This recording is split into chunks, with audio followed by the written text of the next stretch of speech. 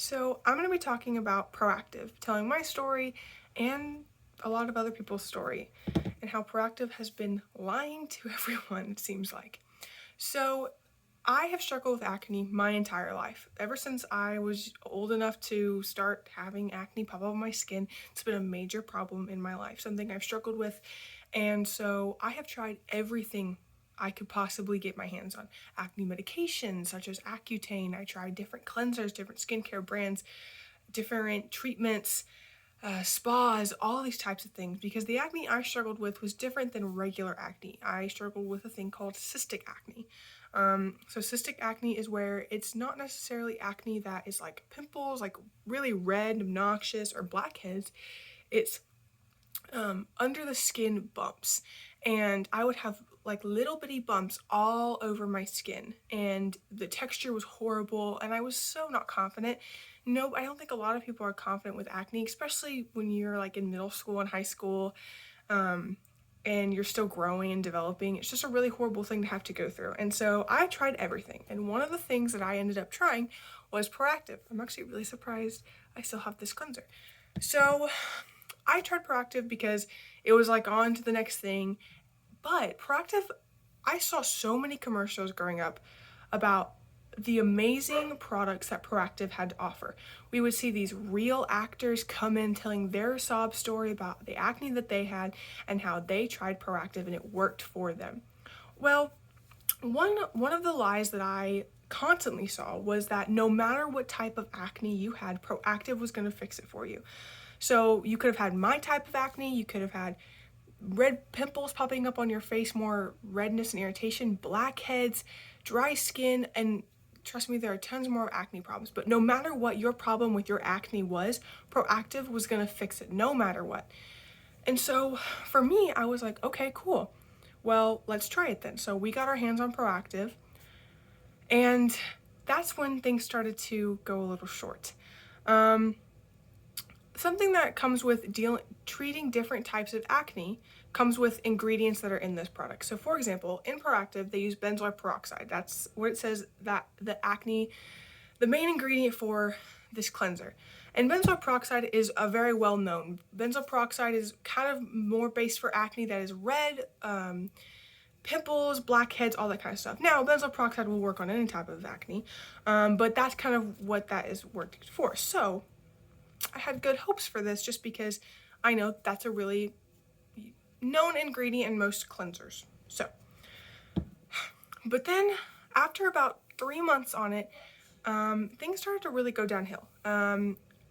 Normally, when you're trying out a new acne medication or a new cleanser, it takes about a month or two of kind of going from bad to good. So when you're trying a new cleanser, your skin's most likely going to get worse before it gets better. It's drawing out all of the grossness.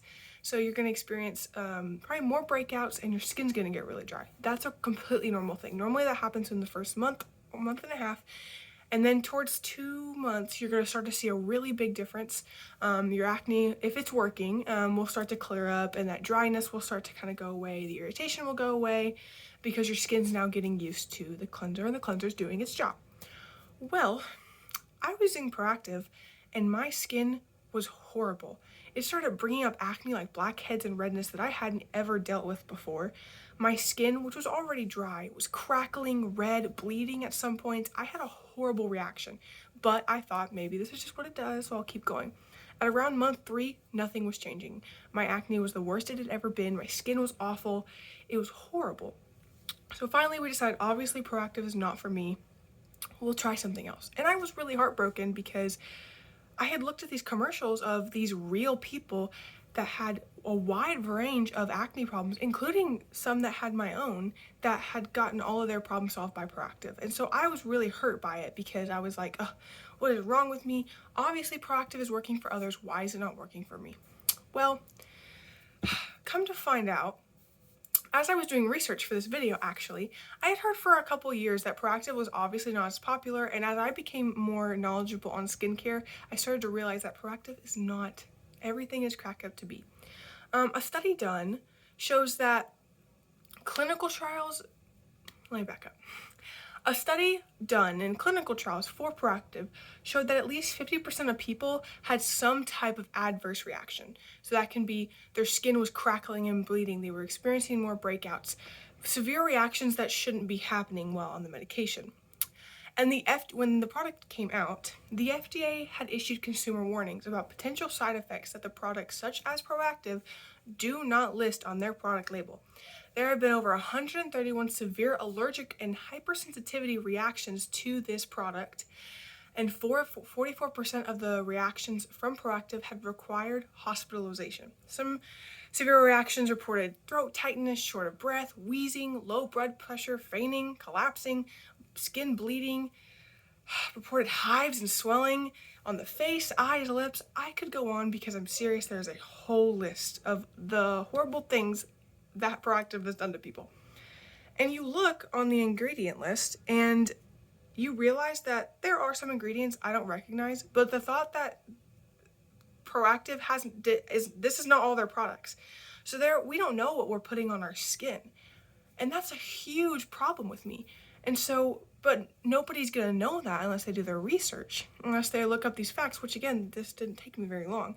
But their commercials aren't telling you that. Their commercials are not gonna tell you that not all of their products are listed. What they're gonna show you is happy sunshine rainbows, that their product is changing lives, when obviously it's hurting more than it's doing good. And so that is my first lie. Kind of a big one, but I think that's the major one when you have commercials that are showing this grand thing that is, sorry, I'm home if you can hear my dad laughing. The branding for Proactiv was not ideal. And that kind of goes into my second point. So something that we experienced as well is that Proactiv on their commercials would talk about how inexpensive they were, that how if you clicked right now, and this is not just Proactiv, I realize that, telemarketing, but that if you clicked right now, you could get all of these products for $19.99 if you clicked now. Well, no. This cleanser retails for like $50, and a lot of their cleansers in smaller packets do as well. And I was talking to my dad about all of this, and it's true. We spent a lot of money to just get 2 products. We got a cleanser and a moisturizer. And we spent nearly between $60 to $70 just for 2 products that did not even work. But yet in their commercials, they said you could get all these products for $19.99. It was like they were handing you these magic beans and said, oh, look at all the amazing things they can do. Buy now. And then you turn around and you buy them, A, for more expensive, and it does more harm than good. But it worked. Proactiv became one of the biggest skincare brands in the nation. And I'm not saying that this maybe didn't work for some people, because obviously it did. They're still selling products and they're still making commercials to this day. But there's a lot more public research about Proactiv and how they have not been honest about what's actually going on in these bottles and what's happening to your skin. And it makes sense. I understand. As somebody who struggled with acne, I wanted to be told that their product was going to be the product for me. And so I understand why a lot of people still buy into Proactiv, still try Proactiv. Heck, it might even still work for some people. But the risk of hospitalizations, all of the reactions, especially with what I went through, I would never, ever, ever want to try this again. When I understand, because when you're struggling with something and you want to be told how to fix it, you will try anything. If somebody tells you that this is going to work and that's shown to work on people with every kind of acne, every kind of problem, well, of course you're going to believe it and you're going to try it until it really doesn't work. And so honestly, I give Proactiv a lot of credit. In their commercials, they would use real actors and celebrities that have really tried their products, which I never believed this anyways, saying that Proactiv changed their life, and it can change yours too. They were really great at storytelling and making me, a middle school, high schooler who was struggling with self-confidence and acne, believe that Proactiv was going to be the thing that fixed it for me. And it ended up not being the thing that fixed it. And it seems like for a lot of people it wasn't. So I think Proactiv is a great example of a brand that shows that it can storytell really well and advertise to a really broken audience that is just looking for a way to feel confident, to feel beautiful, and to get rid of their acne and profit off of that. So that is my video.